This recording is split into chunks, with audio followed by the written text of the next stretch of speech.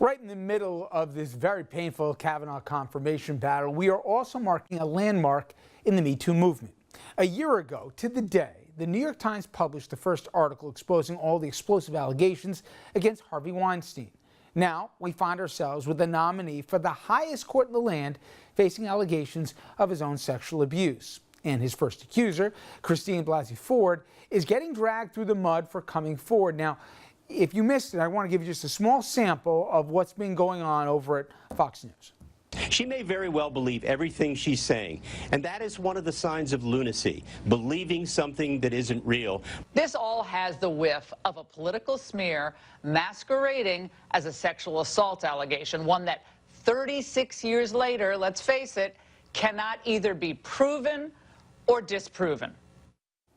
Now, to her credit, Blasey Ford said she may have seen this thing coming. This is what she said she was worried about when she decided to come forward.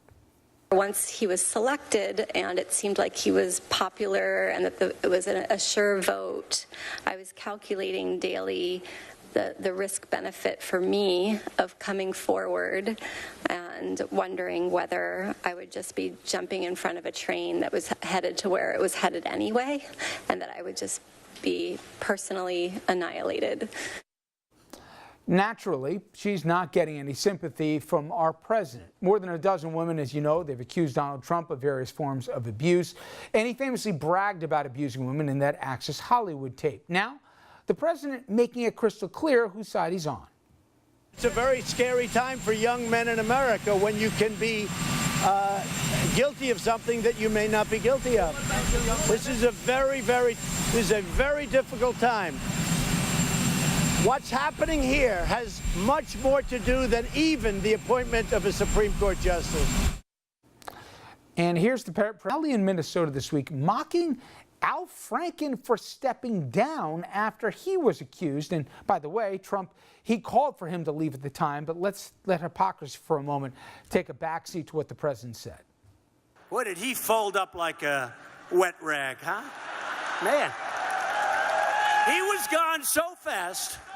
I don't want to mention Al Franken's name, okay? So I won't mention. He was gone so fast. It was like, oh, he did something. Oh, I resign. I quit.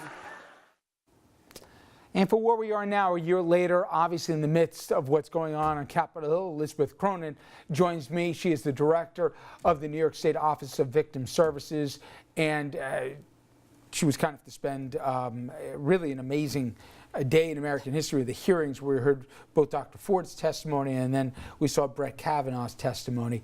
Go back to that clip where Dr. Ford said she was doing the risk-benefit analysis in her head and she'd be worried about being annihilated for coming forward. What's the message a year later after this whole movement where, you know, maybe her worst fears were realized? That's what almost all sexual assault victims are weighing every time they are working toward a decision on whether to come out, whether to report, whether to go forward with a prosecution or a disclosure. I think what hit me the most with this is that she described the laughter by Mark Judge and Brett Kavanaugh as being the thing that sticks the most in her mind, and so watching the president at a rally having people laugh and making fun of her was extraordinarily disturbing, and I do worry about whether this will have, there will be a backlash for women willing to come forward in the future. There has been a conversation by every person in this country, I believe, in the last few weeks, whether it be at a water cooler at work, at the dining room table at home, or even one that I heard when I was picking up a coffee this morning. 3 women, middle-aged, who were saying, hey, well, that was 36 years ago. It's different now. And, you know, at some point, if you're a woman, you got to get over it. These are 3 women saying this. Yes.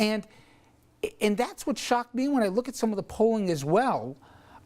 This isn't just along gender lines, although by a clear plurality, women oppose the Kavanaugh confirmation more than men. But nonetheless, how some women have viewed this through a prism that I thought would be apolitical, but it's not. I also find that very disturbing, is that when you were playing the clip of Fox News, where I think it's Laura Ingraham going after Dr. Ford, and that is one of the most disturbing parts of this, is that women are not supporting women. And we know what the statistics tell us, that people do not come forward initially, that for a whole variety of reasons, this being one of them, that they're not going to be believed, they're going to be mocked by the public, by the police, by whoever it is that they end up disclosing to. But this is not a new phenomenon. This is how we have dealt with sexual assault all these years, and so we have to be very careful about how we look at this issue now. One thing that I will say that I find hopeful is that there were so many calls to the hotlines during this process, and during the time that she was testifying, and then afterward, there were, I think the increase in phone calls to the RAIN hotline were up over 200%. So people are still willing to come forward, and they know that it's okay to come out and tell their truth, and that there will be resources available for them. And we've been flashing in our conversation the toll-free number to encourage people to do. And you've spent the majority of your professional life in some capacity on this front.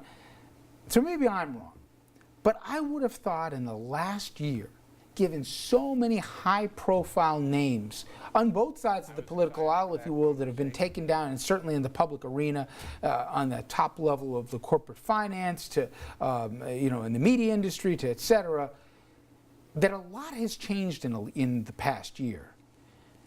Am I wrong to take a look at this snapshot and say maybe not as much has changed as I thought? I think that the pendulum swung really far out. So when Me Too happened, it was an explosion of disclosures.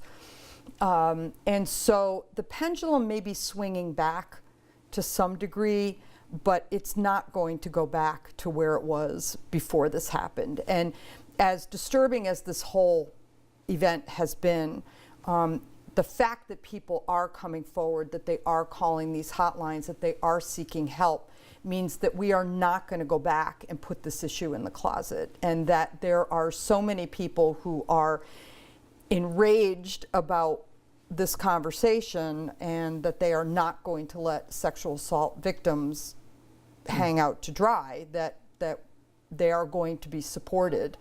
And I don't think that this is something that is going to go away, that the momentum that we gained from Me Too may backslide somewhat, but I don't think that we're going to lose all the momentum. If tomorrow's vote goes the way it looks like it's going to go right now, it'll be a moment in history, but I also believe it'll be a rallying cry. Whichever side lost out of this was going to use that as glucose, Correct. not at the ballot box, but from your world, which has nothing to do with politics. You're just looking out for the victims here. I sense that there's going to be a lot of folks who say, I can't just hope that it'll take care of itself. They're going to be very vocal about this issue. Do you agree? Yes, I agree. And I think that people who are in that position have seen the courage of Dr. Blasey Ford. I mean, she had everything to lose, but her willingness to come forward because she felt that it was so important is a lesson to people. There are lots and lots of people who are supporting her and are learning about this issue and talking about this issue in a way that they never would have before. So although the outcome may not be what a lot of people want it to be, we are having difficult conversations that we have not been able to have in the past. Overdue conversations. Elizabeth, I appreciate so much always making time here. And again, some of those numbers that you've seen on the screen, please feel free to use them as a resource. If anything came out of this conversation, it's that people should feel empowered if they're the victims of anything in the form of approaching assault, or certainly even more, that there are resources for help, and they should certainly avail themselves to it. Thank you so much. Thank you for having me. All right, coming up next, more than 2,000 law professors, they're opposing the Kavanaugh confirmation. One of them, he'll join us next. He tells us why they're all so concerned.